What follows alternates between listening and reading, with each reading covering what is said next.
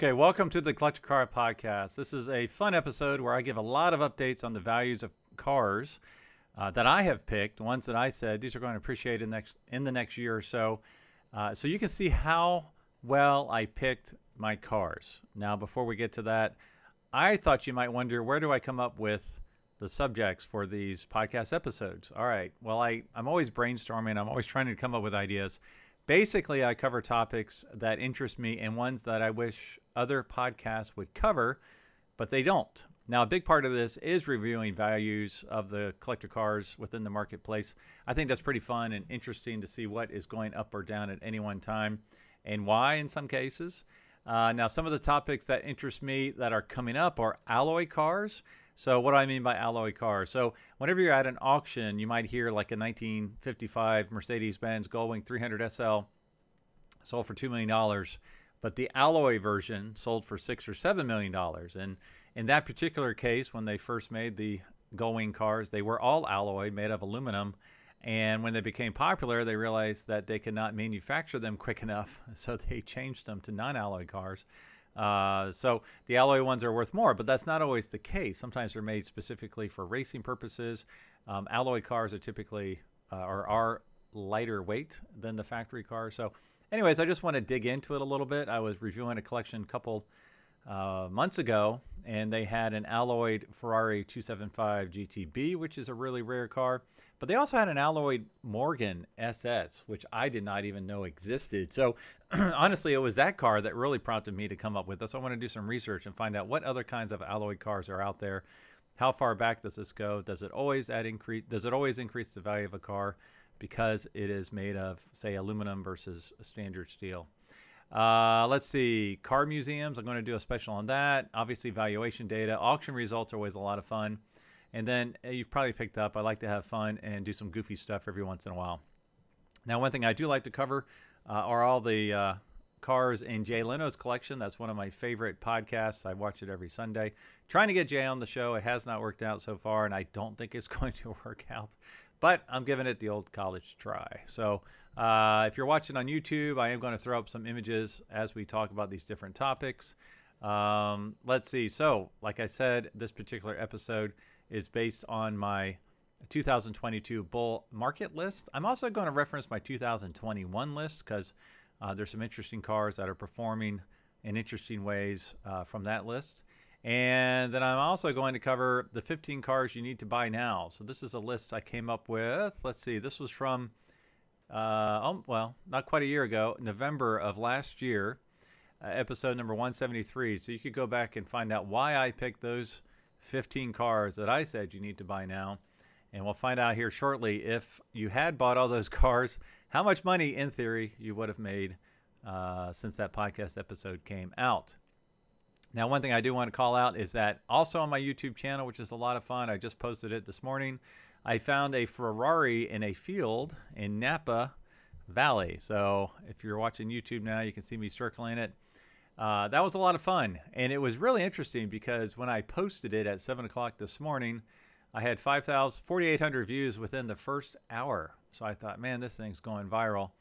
Well, it's pretty much stuck right there at 4,800. That's weird. After 1 hour, it shot to the moon, and then it just kind of stopped. So anyways, if you want to see what kind of Ferrari that is, and if you want to save it, shoot me a note, and I would be happy to tell you where the car is. Spoiler alert, it's not worth a lot of money. So let's just say that. All right. As most of you know, the collector car market has been on fire for quite a while. I honestly thought we would see a cool down during the Monterey Car Week, but overall we did not. So listen to last week's episode.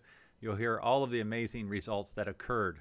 Now, I have noticed some valuation trends slowing and even declining in a few notable cars. Now, in a few weeks, I'm going to have a podcast episode titled Have Collector Cars Peaked? Asking that very question. So just because we see a couple outliers here in the collector car marketplace that have either gone flat, slowed, or are declining, does that mean the collector car market has peaked? Now, one thing I do find interesting when reviewing the data from Monterey, it was the highest dollar amount ever sold in Monterey, eclipsing even 2015, which was the last time we had a huge market peak. Now, what's very interesting, if you adjust the dollars for inflation, 2015 would have actually sold more cars, or dollar amount higher, because of inflation. And let's see if I get this right. 2 months or a month and a half after, or 1 month after the Monterey sale in 2015 was when we had the peak of the marketplace. So as this episode comes out on September, I believe the 10th, 11th,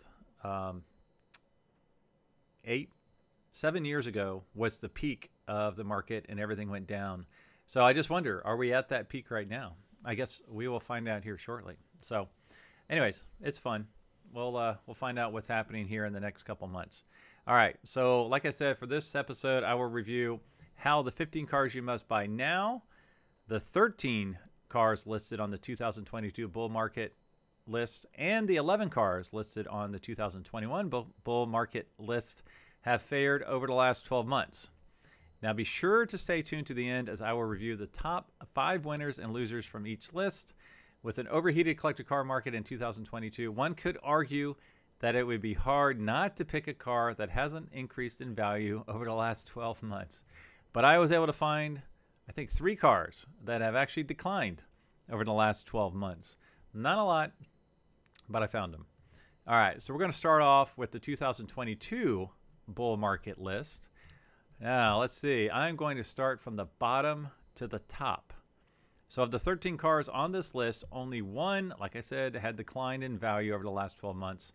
One had a single-digit increase, and the remaining 11 cars have had double-digit increases. All right, so here we go.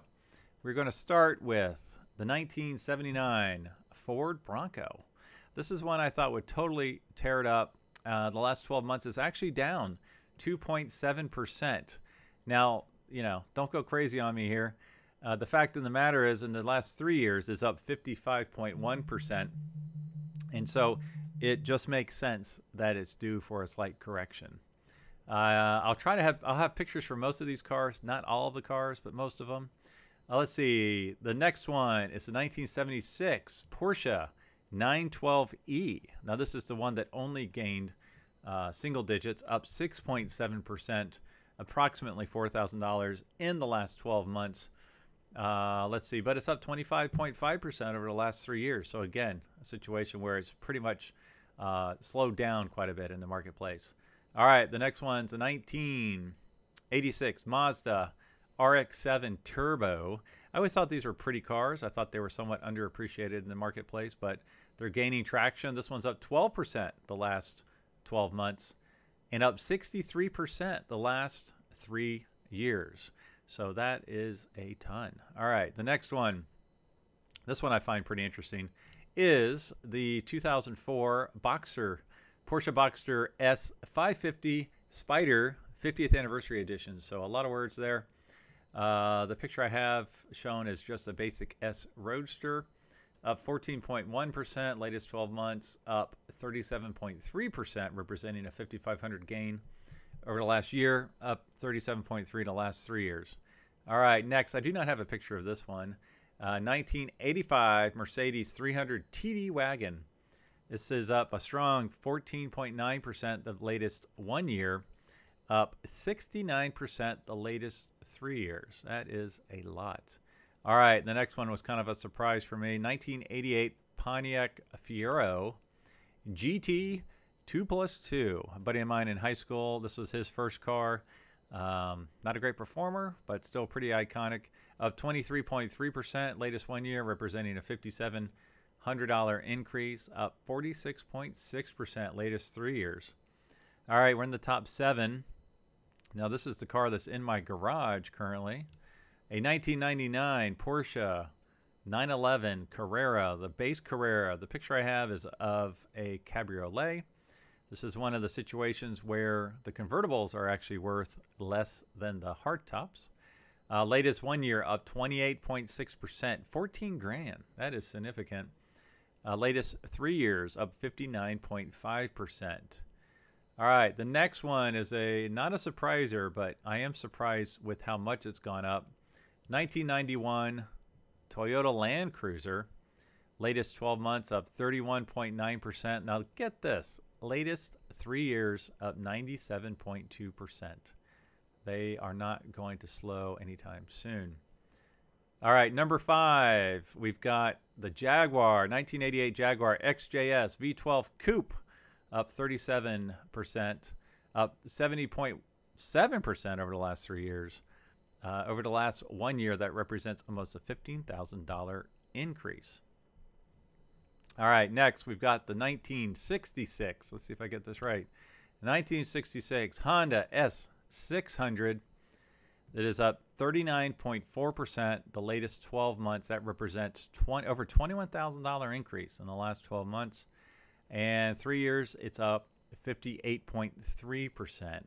I'll never own one of these because, honestly, I just can't fit in it. It's just not comfortable. All right, we're down to the top 3. Let's see, the 2006 Ford GT Heritage Edition. Now on the screen, I have the non-Heritage Edition, but just picture it with the Gulf oil colors, light blue with orange racing stripes. Heritage Edition has gone absolutely through the roof. Latest 1 year up 45.7%. Latest 3 years up 54.5%. Now get this, in the latest 1 year, that 45.7% represents a $240,000 increase. Whew, nuts. All right, number 2. Now this is strictly based on percent increase, not dollar amount. Number 2 is a 1973 Ferrari 246 Dino. It is up 51.2%. 3 years up 86.8%. Now this represents $215,000 increase in the last 12 months. And this will probably go up again because we just sold one at Monterey. I want to say it was like $750. It was a lot. It was a chairs and flares, but it was a lot. And from a percent-based increase, the number 1 growth from my bull market list is a 1994 Lancia Delta Integrale. 1 year up 82.4%. 3 years up 75.9%. So it's actually increasing in the latest 12 months. And in the latest 12 months, that represents an $89,000 change. All right, now if you've been keeping track, the highest dollar increase was for the 2006 Ford GT Heritage Edition at $240,000.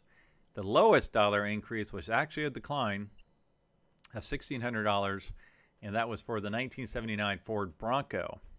Now the total dollar increase. So if you're playing with fun money, you bought these as if you were buying into the stock market. Over that last 12 months, your portfolio would have increased by approximately $637,000. So I'd say I picked those fairly well. Like I said, it's a really hot market. It's probably hard to be wrong. But, like I said, I did pick one that went down. All right, now for fun, I'm going to pick just some of the highlights from the 2021 bull market list that I had picked. And, I reviewed this a year ago approximately how they did in their first year. Well, let's see how they've done in their second year. Now, one of the cars or group of cars I did not put a number to was the early 2000s non-M BMW cars. So we know the M versions have gone nuts. And I feel like the non-M's, they have gone tremendously well, increased in value as well because of the power of the M car. So no data on those, but I did pick that as a group of cars. All right, I guess this is number 11. It's the 1978 International Scout 2. Now these had all sorts of cool detailed graphic packages. You can see the picture I have on the screen is pretty cool. It's kind of a tan with dark brown graphics package and a dark brown or black roof. Hard to tell. That one's actually down 1.1% latest 12 months. But look at the latest 3 years, up 75.2%. All right, the next one is the 1955 Chevrolet Bel Air convertible. Always love these. I picked this one because I thought that they had declined enough and they're going to start increasing. Well, I'm not quite there yet. They're actually flat the latest year. In the latest 3 years, they're down 9.4%. So you can see that they've slowed. I think they'll start going back in the other direction. All right, the next one's a 1958 Chrysler New Yorker Town and Country. This is the Woody wagon. Fortunately, the picture I have is just for a regular Chrysler New Yorker, which is absolutely beautiful.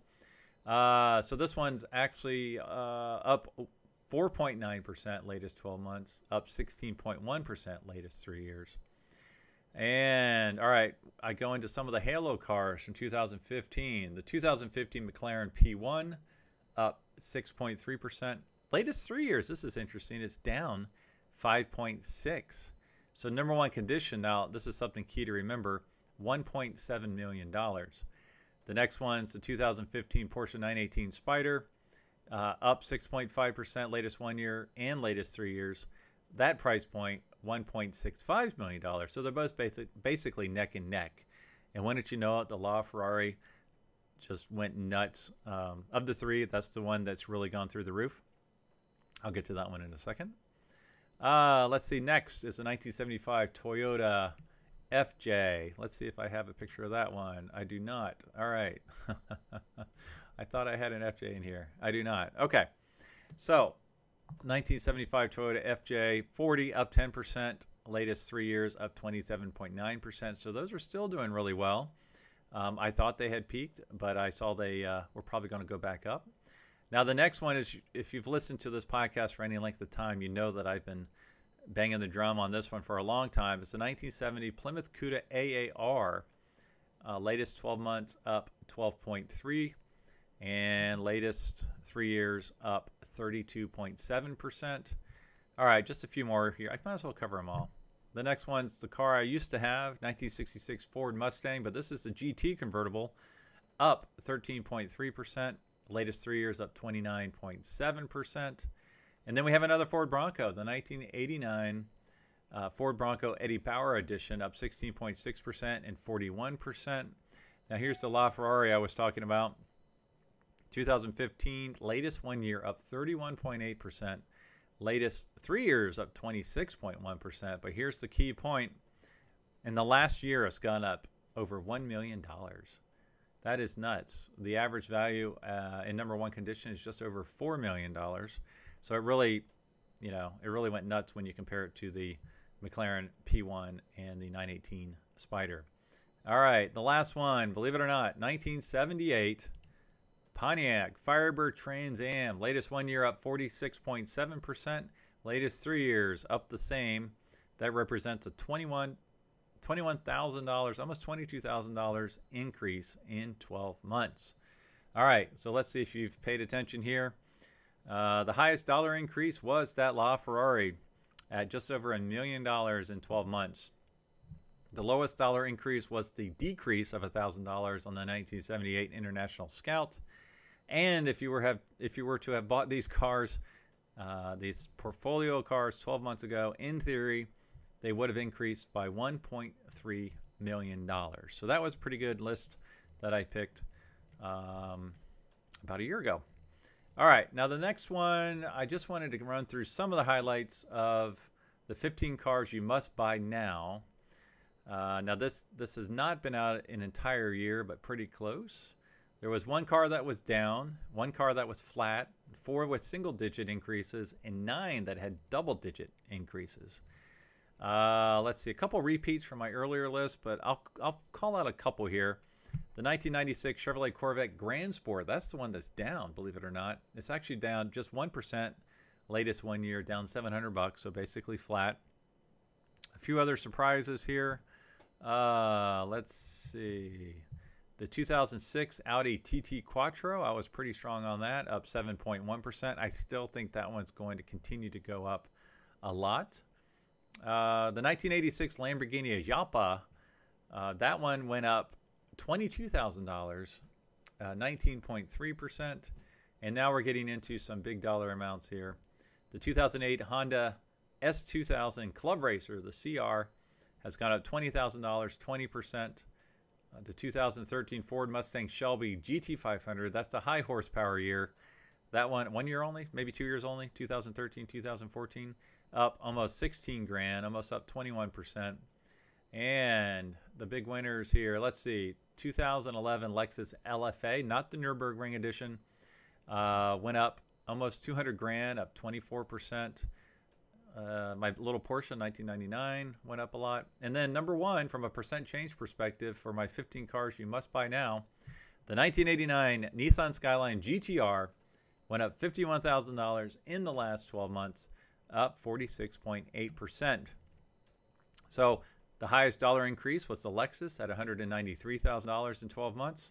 The lowest increase was the decline of $700 for that Corvette Grand Sport.